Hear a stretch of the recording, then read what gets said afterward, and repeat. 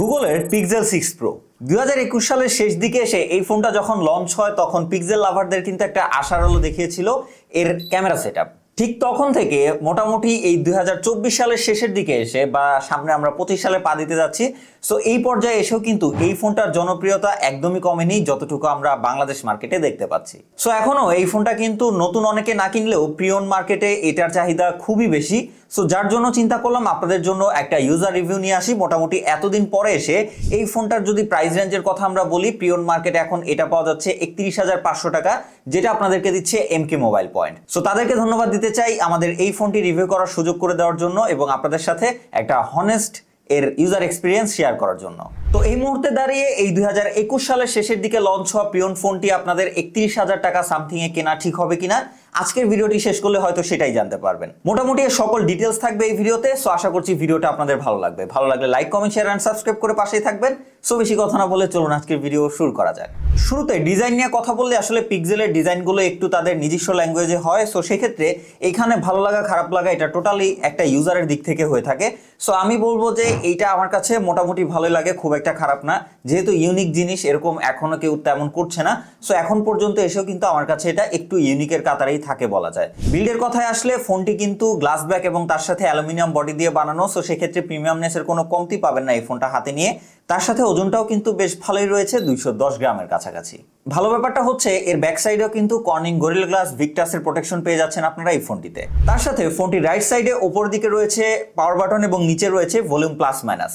So আমি যখন আমার নর্মাল ফোন থেকে এই ফোনে শিফট হই কয়েকদিন ব্যবহারের জন্য, তখন কিন্তু বারবার আমি ভলিউম বাটনে প্রেস করে দিচ্ছিলাম, কারণ পিক্সেলে সবসময় পাওয়ার বাটনটা ওপরের দিকে হয়। সো এই জিনিসটা যখন কেউ ব্যবহার করবেন কিছুদিনে অভ্যস্ত হয়ে যাবেন। ওপরের দিকে রয়েছে সেকেন্ডারি নয়েজ ক্যান্সেলেশন মাইক, নিচের দিকে এখানে আপনারা স্পিকার গিল এবং তার সাথে টাইপ সি পোর্ট পেয়ে যাচ্ছেন। কোনো 3.5mm জ্যাকের সাপোর্ট নেই এবং বাম পাশে রয়েছে এখানে একটা সিম ব্যবহার করার জন্য সিম কার্ড ট্রে। এবং এই ফোনটিতে আপনারা একটা ফিজিক্যাল সিম এবং তার সাথে একটা ই সিম ব্যবহার করার সুযোগ পাচ্ছেন। সামনের দিকে আসলে আপনারা পেয়ে যাচ্ছেন এর বড়সড় 6.7 ইঞ্চির এলটিপিও অ্যামোলেড 120 হার্টজ, যেখানে কিন্তু HDR10+ এর সাপোর্ট থাকছে এবং এই ডিসপ্লেটার বডি রেশিও কিন্তু 88.9 এবং তার সাথে পিক্সেলের কথা বলে 1440x3120 পিক্সেল রয়েছে এবং রয়েছে 512 PPI। সো সেক্ষেত্রে এই ডিসপ্লেটা কিন্তু একটা টপ নচ এক্সপিরিয়েন্স আপনাকে প্রোভাইড করবে এই বাজেট রেঞ্জের মধ্যে, কারণ এর আশেপাশে আপনি যদি নতুন কোনো ফোন নেন এর ধারে কাছেও আপনারা ডিসপ্লে পাবেন না। সো সেক্ষেত্রে এই ডিসপ্লেটা কিন্তু আপনাকে জোস একটা মিডিয়া কনজিউমার এক্সপিরিয়েন্স দিবে। এখানে হচ্ছে একটা কার্ভ ডিসপ্লে ব্যবহার করা হয়েছে। সো কার্ভ ডিসপ্লে হয় আমরা কিন্তু এখানে খুব একটা মিসটাসের দেখা পাইনি সেভাবে, তবে যদি আপনারা হচ্ছে কেস ইউজ করেন তাহলে তো আরও পাবেন না। তো কালার অ্যাকুরেসি, শার্পনেস সবকিছুই কিন্তু একদম বেস্ট রয়েছে এই ডিসপ্লেটাতে। আপনারা যখন HDR এ কন্টেন্ট প্লে করবেন তখন কিন্তু খুবই ভালো একটা ইউজার এক্সপিরিয়েন্স পাবেন আপনারা এই ডিসপ্লে থেকে। তার সাথে ডুয়েল স্টেরিও স্পিকারটাও কিন্তু যথেষ্ট ক্লিয়ার এবং ক্রিস্পি ছিল, যার জন্য কিন্তু ওভারঅল এর মিডিয়া কনজিউমার এক্সপিরিয়েন্স কিন্তু বেশ ভালো। তার সাথে বেজেলের কথা বলে সেটাও কিন্তু মিনিমাল রয়েছে, তবে নিচের দিকে একটু বেশি আপনারা বেজেল লক্ষ্য করবেন যেহেতু এটা মোটামুটি অনেক আগের একটা ফোন। এবং তার সাথে সাথে কিন্তু এর সামনেও কর্নিং গরিলা গ্লাস ভিক্টাসের সাপোর্ট আপনারা পেয়ে যাচ্ছেন, যার জন্য কিন্তু বেশ ভালো একটা প্রোটেকশন লেভেল রয়েছে এই ফোনের ডিসপ্লেটাতেও। তার সাথে যদি আমরা টাচ রেসপন্সিভের কথা বলি সেটাও যথেষ্ট ফাস্ট অ্যান্ড অ্যাকুরেট ছিল। প্রথমত এখানে যেহেতু পিক্সেলের নিজস্ব ইউআই ব্যবহার করা হয়েছে, যার জন্য কিন্তু এটা বেশ অপটিমাইজ একটা ইউআই। সো যার জন্য কিন্তু আপনারা এখানে ইউজার এক্সপিরিয়েন্স ওভারঅল সবকিছু মিলিয়ে বেস্ট একটা ইউজার এক্সপিরিয়েন্স পাবেন। তার সাথে ফোনটিতে 800 সামথিং এর পিক ব্রাইটনেস রয়েছে। তো আপনার কাছে খাতা কলমে এর ব্রাইটনেসটা কম মনে হলো, আমার কাছে কিন্তু কোনো দিক থেকেই কম মনে হয়নি, কারণ আমরা ইনডোর এবং আউটডোর দুই জায়গাতেই ব্যবহার করেছি। ইনডোরে কোনোই প্রবলেম হবে না, ইভেন আউটডোরেও কিন্তু আপনারা মোটামুটি সানলাইটেও ইজিলি এর ডিসপ্লে ভিজিবল ছিল আমরা যেটা ইউজ করে দেখেছি। ফোনটির একদম ঠিকঠাক পজিশনে এখানে ফিঙ্গারপ্রিন্ট সেন্সরটি ব্যবহার করা হয়েছে। এটা একটু উপরের দিকে, যেটা কিন্তু হাত পৌঁছাতে একদমই ইজি হয়। আপনার ফোনটাকে সামনের দিকে নিতে হবে না, ইজিলি আপনার হাত চলে যাবে এবং এটা কিন্তু যথেষ্ট ফাস্ট অ্যান্ড অ্যাকুরেট, একবারও মিস হবে না। তবে অ্যানিমেশনে একটু ডিলে রয়েছে। ফোনটির ওএস হিসেবে আর বলার মতো কিছু থাকে না, সেই জনপ্রিয় পিক্সেলের নিজস্ব ওএস। সো এইখানে কিন্তু একদম স্টক অ্যান্ড্রয়েডের আপনারা এক্সপিরিয়েন্স পাচ্ছেন, কোনো রকম এক্সট্রা ব্লুটার নাই, একদম যে কয়েকটা দরকারি অ্যাপ সেগুলোই পাবেন। কোনো রকম এক্সট্রা অ্যাড, ঝামেলা, বাগভাল্লু কোনো কিছু আপনারা পাবেন না। একদম ক্লিন এবং স্টক অ্যান্ড্রয়েডের ফিল পাবেন এই ফোনটি থেকে, যেহেতু পিক্সেলের নিজস্ব ফোন। তার সাথে ফোনটা কিন্তু অ্যান্ড্রয়েড 12 থেকে শুরু করে অ্যান্ড্রয়েড 15 পর্যন্ত আপডেট দিবে। সো মোটামুটি লং একটা আপডেট আপনারা পেয়ে যাচ্ছেন। এখনও কিন্তু ইজিলি আপনারা 1-2 বছর এই ফোনে আপডেট পাবেন এবং রিসেন্টলি শোনা যাচ্ছে সেটা কিন্তু 16 পর্যন্ত আপডেট করা হচ্ছে। সো সেক্ষেত্রে কিন্তু বলা যাচ্ছে আরও 2-3 বছর আপনি ইজিলি একদম লেটেস্ট অ্যান্ড্রয়েডের সাথে থাকতে পারবেন বলাই যাচ্ছে। পারফরমেন্সের দিকে আসলে ফোনটাতে ব্যবহার করা হয়েছে গুগলের নিজস্ব টেনসর প্রসেসর, যেটা কিন্তু হচ্ছে স্যামসাং ম্যানুফ্যাকচার করে, অনেকেই জানেন ব্যাপারটা। তো এখানে একটা 5 ন্যানোমিটার আর্কিটেকচারে বিল্ড করা অক্টাকোর প্রসেসর ব্যবহার করা হয়েছে, যার ম্যাক্স ক্লক হচ্ছে 2.80 গিগাহার্টজ। ফোনটার AnTuTu স্কোর দেখলে অ্যারাউন্ড 6,90,000 সামথিং। সো সেক্ষেত্রে আমরা যদি এর পারফরমেন্সের কথা বলি, এই চিপসেট থেকে আপনারা মিড রেঞ্জ টাইপের একটা স্মার্টফোন থেকে যেরকম পারফরমেন্স পান সেটাই পাবেন। আমরা এটা দিয়ে খুব বেশি একটা গেম খেলিনি, কারণ এই প্রসেসরটা অলরেডি মোটামুটি সবার জানা হয়ে গেছে কেমন এটা। সো সেক্ষেত্রে আমরা এটা দিয়ে পাবজি খেলেছি, সেখানে কিন্তু আপনারা স্মুথে এক্সট্রিম পর্যন্ত সাপোর্ট পাচ্ছেন এবং HDR আলট্রা পর্যন্ত সাপোর্ট পাবেন, বা স্মুথের পরে গেলে কিন্তু আপনারা আলট্রাতে চলে যাবেন, মানে হচ্ছে 40 FPS এর উপরে খেলতে পারবেন না যদি আপনারা স্মুথের উপরে গ্রাফিক্স দিয়ে যান। সেখানে কিন্তু আপনারা স্মুথের উপরে গ্রাফিক্স দিলেই সেটা কিন্তু 40 FPS এ চলে যাবে। সো বলা যাচ্ছে জাস্ট স্মুথে খেলে আপনারা 60 FPS এর সাপোর্ট পাবেন। তবে আমার কাছে তারপরেও মনে হয়েছে যে এটা 60 FPS এ দেওয়ার পরও প্রপার 60 FPS দিচ্ছিল না, মোটামুটি একটা লাগি ফিল হচ্ছিল, কেন জানি না। সো ওই ক্ষেত্রে আমরা বলবো যে এই চিপসেটটার পারফরমেন্স আমরা খুব একটা ভালো পাইনি গেমিং এর ক্ষেত্রে বিশেষ করে। এছাড়া আমরা অ্যাসফাল্ট 9 খেলেছি, সেখানে মোটামুটি ভালোই পারফর্ম করছিল, যেহেতু সেটা একটা অপটিমাইজ গেম, বা এবং হচ্ছে তার সাথে গ্রাফিক্সটা মোটামুটি ঠিকঠাক দিচ্ছিল। তবে সেক্ষেত্রে day to day life application ইউজের ক্ষেত্রে বলবো যে সেখানে সুপার পারফর্ম করছিল এই প্রসেসরটি। আমরা মোটামুটি সব রকম অ্যাপ্লিকেশন ব্যবহার করে দেখেছি এই কয়দিনে, সবগুলো একদম ফাস্ট এবং অ্যাকুরেটলি ব্যবহার করা যাচ্ছিল। কোনো রকম ল্যাগ বা শাটারিং এর দেখা কিন্তু আমরা এর অ্যাপ্লিকেশন ব্যবহার করতে গিয়ে পাইনি, সেখানে মোটামুটি স্মুথলি প্লে হচ্ছিল সবকিছু, এবং অ্যাপ ওপেনিং ক্লোজিং টাইমটাও কিন্তু যথেষ্ট ফাস্ট অ্যান্ড অ্যাকুরেট ছিল। এবং মেইনলি হচ্ছে এর সফটওয়্যারের জন্য এর ইউজার এক্সপিরিয়েন্সটা আসলে আরো ফ্লুয়েন্ট হয়ে গেছিল। তবে সেক্ষেত্রে আমরা যদি এর পারফরমেন্সের দিকে আবার আসি, সো পারফরমেন্সে মোটামুটি বেশ ঘাটতি রয়েছে আমি বলবো। সো এখন এসে যদি আপনি একটা 30-40 হাজার টাকার ফোন কিনেন, সেক্ষেত্রে কিন্তু এর থেকেও অনেকটা ভালো পারফরমেন্স পাবেন। তবে সেক্ষেত্রে এখানে এসে গেমিং পারফরমেন্সকে আপনাকে স্যাক্রিফাইস করতে হবে এই ফোনটির ক্ষেত্রে, এবং তার সাথে হিটিং তো রয়েছেই। সো হিটিং এর কথায় আসলে এই ফোনটা কিন্তু বরাবরের মতোই পিক্সেলের অন্যান্য ফোনগুলোর মতো যথেষ্ট হিট প্রডিউস করে, এবং সেটা এখন পর্যন্ত স্টিল রয়েছে। সো আমরা যদি মোটামুটি 5 মিনিট থেকে 10 মিনিট গেমিং করি, সেক্ষেত্রে কিন্তু মোটামুটি হাতে লাগার মতো যথেষ্ট হিট এটা হয়ে যাচ্ছিল, অ্যারাউন্ড 39-40 ডিগ্রি ছুঁই হয়ে যাচ্ছিল। এবং তার সাথে এর যে মেটাল ফ্রেমটা রয়েছে এইখানে কিন্তু বেশ হিট হচ্ছিল, যার জন্য হাত দিয়ে এভাবে যখন ধরে আপনি গেম খেলবেন তখন কিন্তু এই মেটাল ফ্রেমটা আপনার হাতে বেশ ভালো গরম এখানে অনুভূতি করাবে। তার সাথে পেছনের দিকে কিন্তু গ্লাস ব্যাক রয়েছে, সবকিছু মিলিয়ে একটু গরম হলেই কিন্তু এটা আপনার হাতে বেশ ভালো মতোই লাগবে এবং এটা আপনি ফিল করতে পারবেন। সো যারা অ্যাকচুয়ালি গেমিং টার্গেট করে ফোন নিতে চাচ্ছেন তাদেরকে আগেই আমি এখানে অ্যালার্ট করে দিচ্ছি যে এটা কোনো টাইপেরই একটা গেমিং ফোন হবে না আপনার জন্য।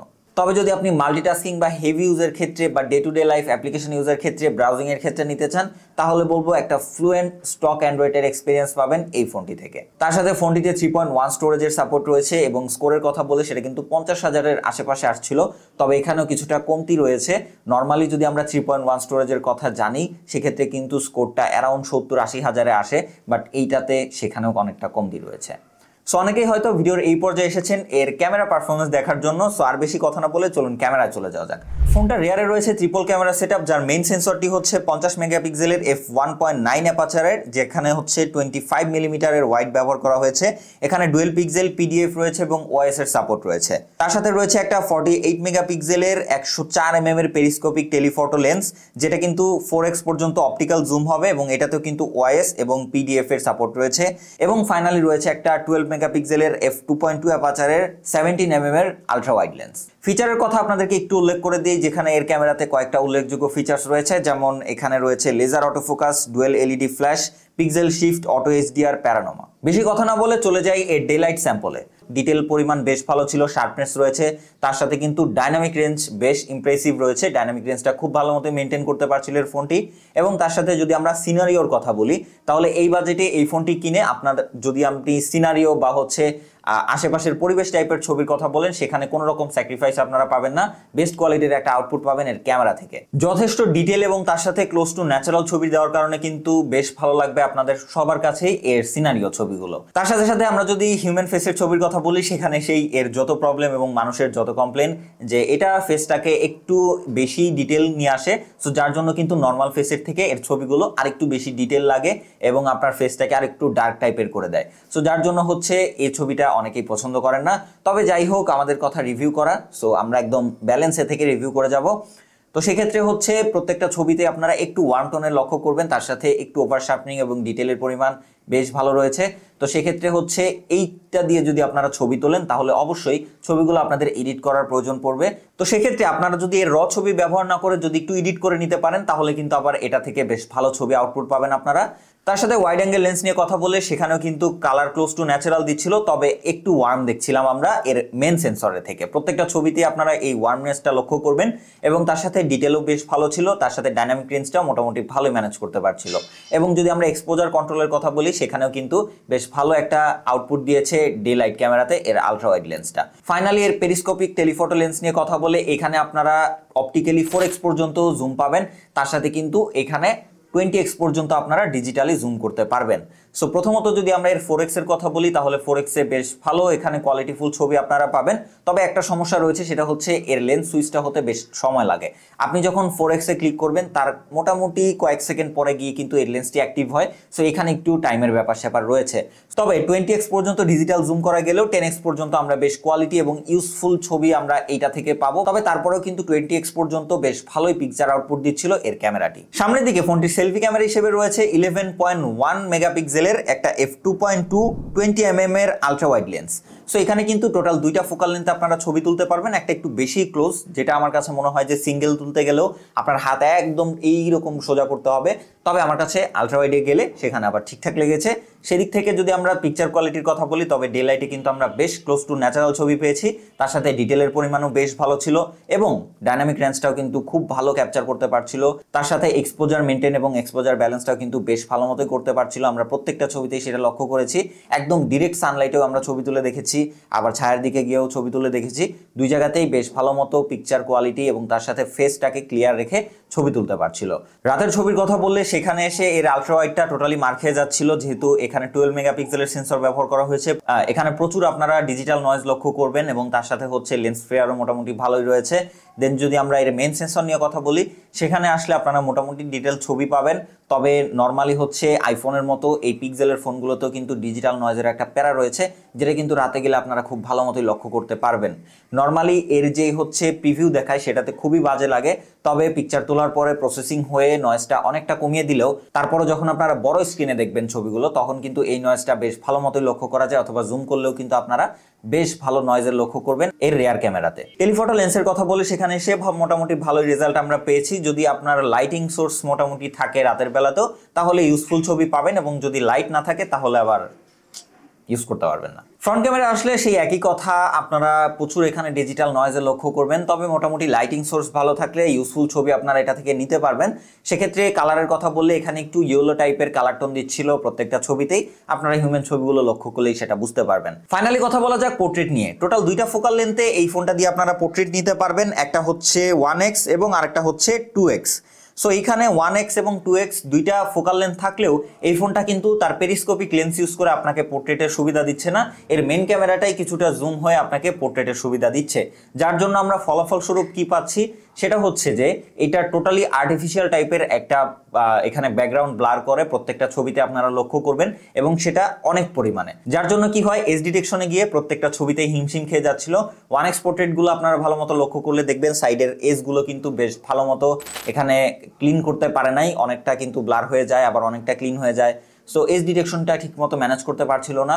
এবং যদি আমরা 2x পোর্ট্রেটের কথা বলি সেক্ষেত্রে আবার আমার কাছে 1x এর থেকে মোটামুটি ভালো লেগেছে। সো সেক্ষেত্রে আমি বলবো যে এখানে কিন্তু অনেকটা কমতি আমি লক্ষ্য করেছি। এই বাজেটে যদি আমরা অন্যান্য ফোনগুলোর সাথে তুলনা করি নতুন ফোন, সেক্ষেত্রে কিন্তু আমরা বেশ ভালো পোর্ট্রেটের আউটপুট পাচ্ছি এখন, সেই জায়গা থেকে এটার পোর্ট্রেটটা মোটামুটি অনেকটাই পিছিয়ে থাকবে। ভিডিওর কথা আসলে ফোনটির রিয়ার ক্যামেরা দিয়ে আপনারা 4K 60fps ভিডিও সাপোর্ট পাবেন এবং ফ্রন্ট ক্যামেরা দিয়ে সর্বোচ্চ 4K 30fps এবং 1080p 60fps এর ভিডিও সাপোর্ট পাবেন। মেইন ক্যামেরার ভিডিওর কথা বললে সেখানে কিন্তু আমাকে বেশ ভালো ইমপ্রেস করেছে। এখন যদি আমরা এই বাজেটে চিন্তা করি তাহলে মোটামুটি আমার কাছে মনে হয় সব ফোনের থেকে বেস্ট কোয়ালিটির একটা ভিডিও আউটপুট পাবেন আপনারা এই ফোনটিতে।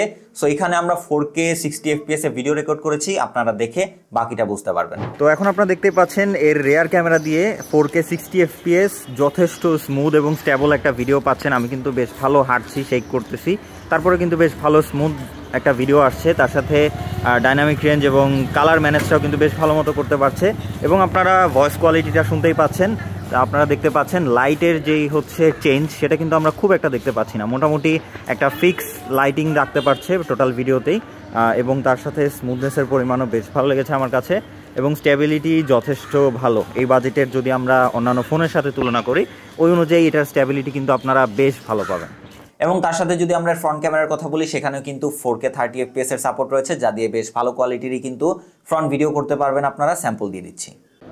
আসসালামু আলাইকুম এভরিওয়ান। সো এখন আপনারা যে ভিডিওটি দেখতে পাচ্ছেন এটা হচ্ছে 4K 30 FPS, এটার ফ্রন্ট ক্যামেরা এবং মাইক্রোফোন কোয়ালিটিটা কেমন দেখতেই পাচ্ছেন। তার সাথে ফোকাল লেন্থ, এটা টোটাল 2টা ফোকাল লেন্থে কাজ করে ফ্রন্ট ক্যামেরাটি, যেটা ভিডিওতে ইউজ করতে পারবেন। তবে বেস্ট লেগেছে আমার কাছে এর কালার ম্যানেজ এবং তার সাথে লাইট ম্যানেজ। দেখতে পাচ্ছেন উপরে হাইলাইট পার্ট এবং তার সাথে নিচে ডার্ক পার্ট একদম ঠিকঠাক মতোই ম্যানেজ করতে পারছে। সো ওভারঅল বলাই যায় ফ্রন্ট ক্যামেরাটা কিন্তু বেশ ভালো পারফর্ম করছে।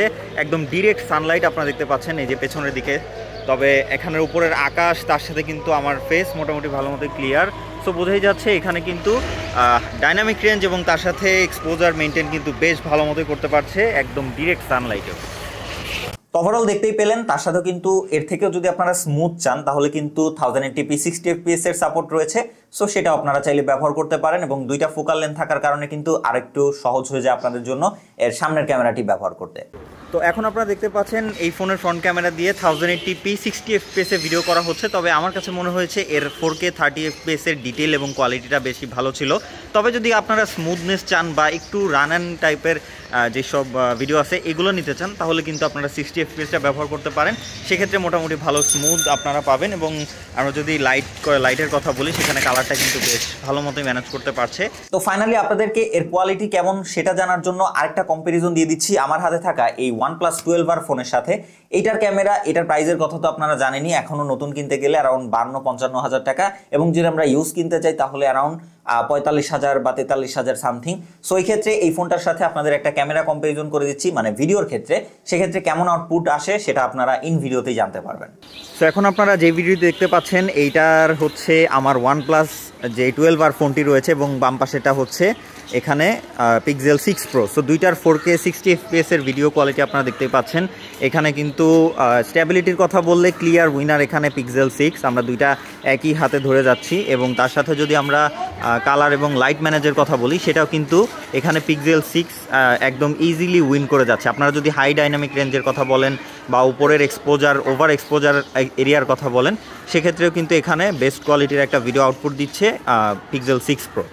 সো দেখতেই পাচ্ছেন আমার ফোনটার সাথে এখানে ইজিলি ভিডিওতে কিন্তু বিট করে যাচ্ছে এই Pixel 6 Pro স্টিল এখন এসেও। সো সেক্ষেত্রে বলাই যাচ্ছে ভিডিওতে ভালো স্ট্রং একটা পজিশন রয়েছে এটিতে। তবে হ্যাঁ, কমতি অবশ্যই রয়েছে। যদি আপনি ভিডিওর কথা বলেন তাহলে কিন্তু 4K তে গেলে আপনারা কিন্তু আলট্রা ওয়াইডের সাপোর্ট পাবেন না, আলট্রা ওয়াইড লেন্সে গেলে আবার 1080p এর উপরে ভিডিও করতে পারছেন না। তার সাথে ফোনটিতে কিন্তু সিনেমাটিক মোড নাই, মানে ব্যাকগ্রাউন্ড ব্লার করে ভিডিও করতে পারার কোনো সুযোগ নাই। এই জিনিসটা কিন্তু বেশ বড়সড় কমতি বলে আমি ধরছি, কারণ এই পর্যায়ে এসে অনেকেই কিন্তু এই জিনিসটা ব্যবহার করেন। তবে হ্যাঁ, এখানেও কিন্তু হিটিং এর প্যারা রয়েছে এই ফোনটিতে, মানে আপনি যদি ক্যামেরা অ্যাপ্লিকেশনটা লং টাইম ব্যবহার করেন বা লং টাইম ভিডিও করেন সেক্ষেত্রে কিন্তু মোটামুটি ভালোই হিট হবে এই ফোনটি। ফাইনালি ব্যাটারির কথায় আসলে ফোনটিতে ব্যবহার করা আছে একটা 5000 mAh এর ব্যাটারি, এবং যেটা কিন্তু একবার চার্জ করলে আপনারা ইজিলি সকাল থেকে রাত পর্যন্ত ব্যবহার করতে পারবেন। যদি নর্মালি টুকটাক ব্যবহার করেন বা মিড টাইপের ব্যবহার করেন তাহলে ইজিলি দিন পার করে ফেলতে পারবেন, এবং যদি হেভি ইউজ করেন তাহলে ইজিলি কিন্তু আপনারা 5 থেকে 6 ঘন্টার স্ক্রিন অন টাইম পেয়ে যাবেন। সো এটা আপনার ইউজ কেসের উপরে ডিপেন্ড করে, যেহেতু একটা 5000 mAh ব্যাটারি এবং সেকেন্ড হ্যান্ড ফোন, ওই ক্ষেত্রে আমরা খুবই হেভি ইউজ করেছি, মানে আমরা তো আমাদের টেস্টিং এর জন্য ব্যবহার করি, সেক্ষেত্রে আমরা কিন্তু অ্যারাউন্ড 5 ঘন্টা সামথিং এর একটা এসওটি পেয়েছি। সো আপনারা তো আর এত হেভি ইউজ করবেন না, আপনারা যদি মোটামুটি মডারেট ইউজ করেন তাহলে অ্যারাউন্ড 6 ঘন্টা সামথিং এর একটা স্ক্রিন অন টাইম পাবেন এই ফোনটি থেকে। শেষ দিকে এসে একটা কথা বলার যেটা বাকি ছিল সেটা হচ্ছে নেটওয়ার্ক নিয়ে কথাবার্তা। সো পিক্সেল ফোন মানেই নেটওয়ার্ক ইস্যু, এটা সবাই জানেন। তবে সেক্ষেত্রে সেটা কিন্তু প্রত্যেকটা ডিভাইসেই সেম না, কিছু কিছু ডিভাইসে হয়, কিছু কিছু ডিভাইসে হয় না, কম বেশির ব্যাপার রয়েছে। তার সাথে কিন্তু আবার জায়গা ভেদেও এই ব্যাপারটা অনেকটাই ম্যাটার করে। যেহেতু বাংলাদেশে নেটওয়ার্ক নিয়ে অবশ্যই একটু হলেও কমতি রয়েছে, সেক্ষেত্রে আপনারা যদি একটু মফস্বল টাইপের এলাকায় থাকেন বা শহরের দিকে থাকেন সেক্ষেত্রে কিন্তু নেটওয়ার্ক নিয়ে খুব একটা প্যারা খেতে হবে না এই ফোনটি নিয়ে। তবে কিছু কিছু ইউনিট অবশ্যই রয়েছে যেগুলোতে কিন্তু আপনি যে জায়গায় যান নেটওয়ার্ক নিয়ে কিছুটা ইস্যু থাকবেই। সো আমাদের ইউনিটটা আমরা বলবো যে খুব একটা নেটওয়ার্ক ইস্যু আমরা পাইনি, যেহেতু আমরা ঢাকার একদম মানে মেইন দিকেই থাকি বলা যায়। সো সেক্ষেত্রে এদিকে নেটওয়ার্ক খুব একটা খারাপ না। তবে যদি আমরা মার্কেট বা হচ্ছে আমরা কোথাও শপ টপের ভেতরে গেছি বা বেশি হচ্ছে রুমের মধ্যে থাকলে সেক্ষেত্রে আমরা কিছুটা নেটওয়ার্ক উইকনেস দেখতে পেয়েছি। তো সেটা আমাকে খুব একটা প্রবলেম করেনি, যেহেতু আমি এই রকম একটা জায়গাতে থাকি। সো যারা হচ্ছে একটু গ্রাম টাইপ এলাকায় থাকেন বা যেখানে নেটওয়ার্কের অলরেডি একটু প্রবলেম রয়েছে, সেদিকে গেলে একটু প্রবলেম হতেই পারে। এবং হচ্ছে এখানে একটা ব্যাপার রয়েছে যে এমকে মোবাইল পয়েন্ট কিন্তু আপনাদের অ্যারাউন্ড 7 থেকে 10 দিনের একটা নেটওয়ার্ক ইস্যুর ওয়ারেন্টি দিচ্ছে, যেটা কিন্তু বাংলাদেশে অন্য কেউ দিচ্ছে না। সো আপনি যদি এমকে মোবাইল পয়েন্ট থেকে ফোন কেনার পরে সেটার অ্যারাউন্ড 8-10 দিনের মধ্যে খুব বেশি নেটওয়ার্ক ইস্যুর প্রবলেমে পড়েন বা দেখেন, তাহলে কিন্তু আপনারা সেই ইউনিটটি ইজিলি রিপ্লেস করে নিতে পারেন বা চেঞ্জ করে নিতে পারেন এমকে মোবাইল থেকে। এবং ফাইনালি ফোনটিতে কিন্তু IP68 dust and waterproof resistant রয়েছে। তবে এটা যেহেতু একটা প্রি ওন্ড ইউজ ফোন, তো সেক্ষেত্রে আমি বলবো এই এক্সপেরিমেন্ট আপনারা ভুলেও করতে যান না, পানির নিচে চুবাইতে যান না। সেক্ষেত্রে কিন্তু যদি কিছু হয়ে যায় কর্তৃপক্ষ দায়ী থাকবে না। সেই ব্যাপারটা সবাই মাথায় রাখবেন। সার্টিফিকেশন দেওয়া আছে মানেই যে আপনি 1 বছর 2 বছর পরে সেটা ইউজ করতে পারবেন, সেটা কিন্তু কোনো রকম সার্টিফিকেশন কোথাও দেয়া নেই। যাই হোক, সবকিছু শেষ করে ভিডিওর এই পর্যায়ে এসে আমরা আমাদের মতামত শেয়ার করি যে অ্যারাউন্ড 30-31 হাজার টাকা বাজেট রেঞ্জের মধ্যে কি এখন দাঁড়িয়ে এই ফোনটি কেনা আপনার উচিত হবে? কারণ এক একজনের এক এক দরকারে ফোন কিনেন। কেউ শুধু ক্যামেরা ফোকাস ফোন কিনতে চান, কেউ শুধু ব্যাটারি ব্যাকআপ বা ভালো মিডিয়া কনজিউমার হিসেবে ফোন কিনতে চান, কেউ শুধু পারফরমেন্স সেন্ট্রিক ফোন কিনতে চান। বাট আমি যদি এটার কথা বলি, এটা আপনারা কি কি কাজে ব্যবহার করতে পারবেন। প্রথমত, এটা যদি আপনারা সিনারিও টাইপের ছবি টবির জন্য ব্যবহার করতে চান, বেশ ভালো মতো ব্যবহার করতে পারবেন। হিউম্যান পিকচারের ক্ষেত্রেও ব্যবহার করতে পারেন, তবে সেক্ষেত্রে আপনার অবশ্যই ছবি এডিট করার প্রয়োজন রয়েছে। ভিডিওর ক্ষেত্রে আপনি ইজিলি ব্যবহার করতে পারেন। এখনো এই প্রাইস রেঞ্জে এটা আমার কাছে মনে হয়েছে বেস্ট কোয়ালিটির ভিডিও আউটপুট দিবে আপনাকে। দেন যদি আমরা মিডিয়া কনজিউমের কথা বলি, সেক্ষেত্রেও কিন্তু আপনাকে বেস্ট একটা এক্সপিরিয়েন্স দিবে। এটা ডিসপ্লে, তার সাথে স্পিকার, সবকিছু মিলিয়ে ব্যাটারি ব্যাকআপ মোটামুটি ডিসেন্ট, খারাপও না ভালোও না, মোটামুটি ঠিকঠাক রয়েছে। তবে মার খেয়ে যাচ্ছে পারফরমেন্স, টুকটাক নেটওয়ার্ক ইস্যু এবং তার সাথে হিটিং নিয়ে। সো আপনি যদি একজন হেভি গেমার বা এরকম টাইপের ইউজার না হয়ে থাকেন, তাহলে আমার কাছে মনে হয় যে ফোনটা আপনি নিতে পারেন। তবে অবশ্যই আপনাকে পিক্সেল লাভার হইতে হবে, না হলে কিন্তু আপনি এই ফোনটা নিয়ে শান্তিতে থাকতে পারবেন না। অবশ্যই যদি আপনি পিক্সেল লাভার হন, তাহলে আপনাকে সাজেস্ট করা যায়, আদারওয়াইজ না।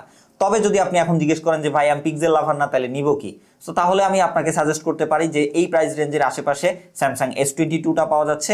সেটার ব্যাটারিতে স্যাক্রিফাইস করতে পারলে আপনি ওই ফোনটার দিকে যেতে পারেন। ইনশাল্লাহ সামনে কিন্তু ওইটারও একটা ফুল ডিটেলস রিভিউ আপনারা পাবেন এইটার মতোই। সো দেখা হবে আমাদের ইনশাল্লাহ নেক্সট কোনো ভিডিওতে। সে পর্যন্ত সবাই ভালো থাকবেন, সবাই সুস্থ থাকবেন। খোদা হাফেজ।